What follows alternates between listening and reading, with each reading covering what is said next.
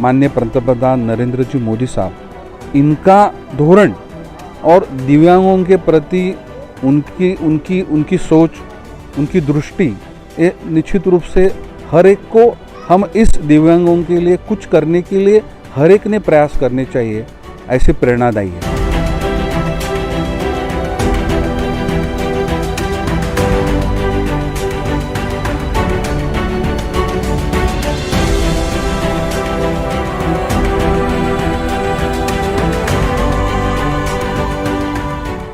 खेरने में सहयोगिनी पालक संस्था ये विकलांगों के लिए पिछले कई सालों से कार्यरत है, जहां बहुविकलांग बच्चों का कल्याण, बौद्धिक एवं शारीरिक विकास एवं बच्चों का पुनर्वसन ये त्रिसूत्री कार्यक्रम 6 महीने से लेकर 18 वर्ष के दिव्यांग बच्चों के लिए चलाए जाते हैं।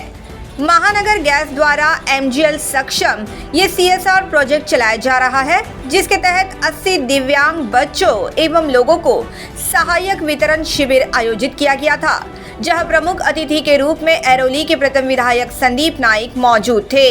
साथ ही मौजूद थे पूर्व नगर सेवक शंकर मोरे, पूर्व नगर सेविका साइली शिंदे, समाज सेवक रॉबिन मडवी, नारायण शिंदे, महानगर गैस के सुशांत राउत, ETC NMMC की स्वाति चुलुकर के साथ सहयोगिनी पालक संस्था के सुरेश नाइक आदि।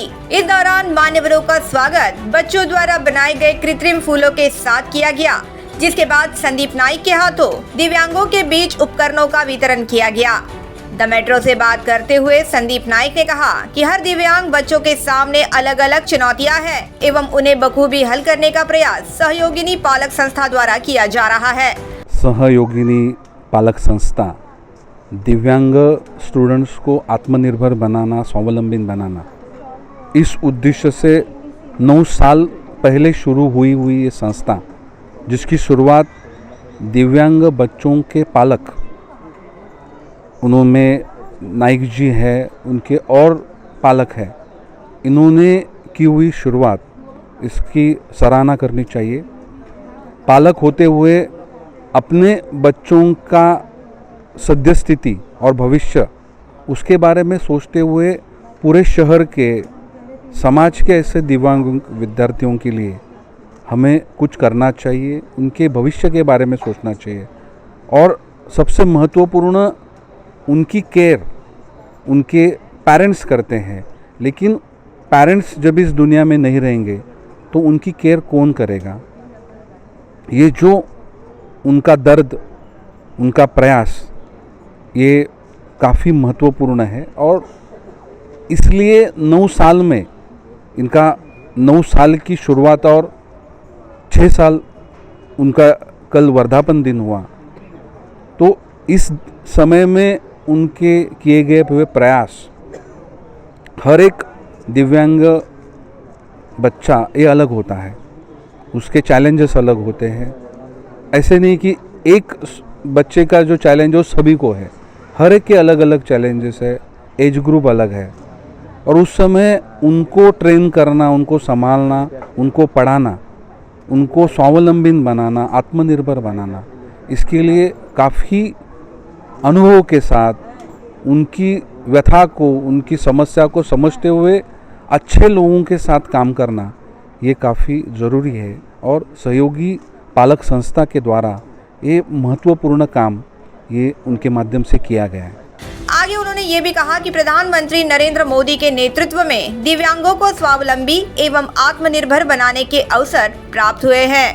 ये नवी मुंबई महानगर पालिका आदरणीय गणेश जी नाइक साहब के माध्यम से हर क्षेत्र में नवी मुंबई महानगर पालिका की सुविधा होनी चाहिए, और उसमें दिव्यांगों के लिए ETC पूरे महाराष्ट्र में और पूरे भारत में इस लेवल का निर्माण करना, इसके लिए भी नवी मुंबई शहर ने पुढाकार लिया।